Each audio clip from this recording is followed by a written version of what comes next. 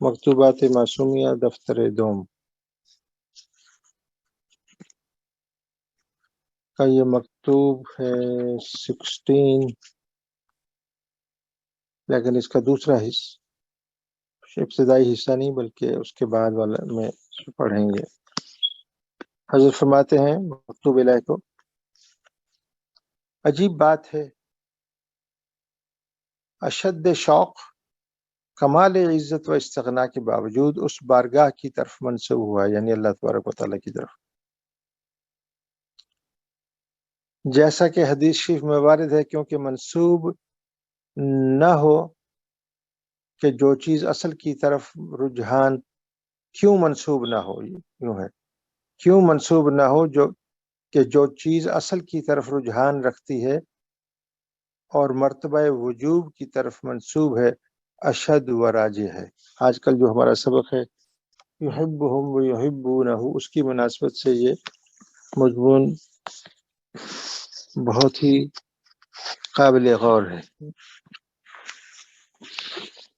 کہ اللہ تبارک و تعالی غنی ہے، اس کے باوجود اس کا کرم ہے، وہ کریم ذات ہے، اپنے مومن بندے کے ساتھ ملاقات کا اس کو شوق ہے۔ فرماتے ہیں حضرت، ممکن کا شوق واجب تعالیٰ کے شوق کے بالمقابل زائل و لا شائع ہونے کا حکم رکھتا ہے، کیونکہ ممکن وجود و تواب وجود سے جو کچھ خیر و کمال کی قسم سے رکھتا ہے وہ سب مرتبہ وجوب سے مستفاد و مستعار ہے۔ ذل و پرتوہ ذل کو اصل کے ساتھ کیا مساوات؟ ذل کسی امر میں بھی اپنے ساتھ استقلال نہیں رکھتا، اگر عاریتی خیر و کمال کو اپنی طرف نسبت کرے تو امانت میں خیانت کرنے والا ہوگا۔ یہ جو تشبیہ ہے نا ذل کے ساتھ، یہ بہت فائدہ دینے والی ہے۔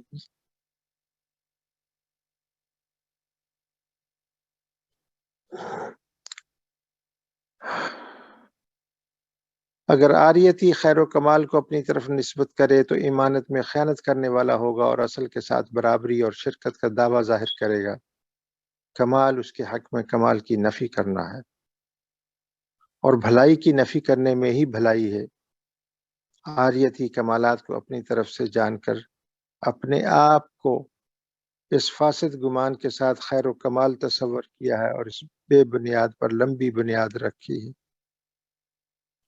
اور جب عنایت کی سبقت کے ساتھ کسی صاحب نصیب کو اس دید کے ساتھ نوازتے ہیں اور وہ حال و ذوق کے ذریعے یہ بات معلوم کر لیتا ہے کہ جو کمالات اس کی طرف منسوب ہیں وہ تمام مرتبہ وجوب سے مستعار و مستفاد ہیں اور اس تعالی شانہ کے کمالات کے ظلال ہیں،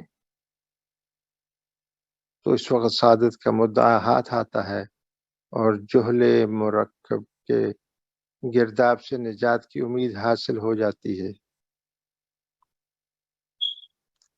اس مقام سے جب ترقی کرتا ہے تو ہو سکتا ہے کہ کمالات منعکسہ کو صحیح طور پر اصل کے سپرد کر دے اور اپنے آپ کو جو ان کمالات کا آئینہ تھا عدم محض کے ساتھ ملا ہوا پائے۔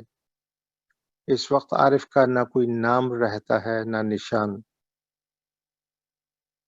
قلم اس جگہ پہنچا اور اس کا سر ٹوٹ گیا۔ یہ عجیب انداز ہے حضرت کا، والسلام اولا و آخرا۔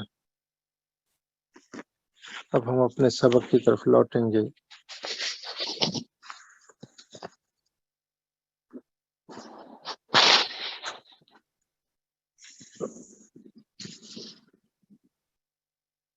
آج کی دہرائی میں ولایت صغریٰ کے اسباق کے ساتھ ساتھ ولایت کبریٰ کے یہی اسباق کر لیجئے، یعنی مراقبہ اقربیت سے لے کر اسم ظاہر تک۔ آج کا ہمارا سبق دوسرا دائرہ ہے جو کہ پہلے دائرے کی اصل ہے۔ یحبہم و یحبونہ کا مضمون ذہن میں رکھ کے نیت فرما لیجئے کہ اس ذات سے فیض آ رہا ہے جو مجھ سے محبت رکھتی ہے اور میں اس سے محبت رکھتا ہوں. اور مورد فیض لطیف ہے نفس کو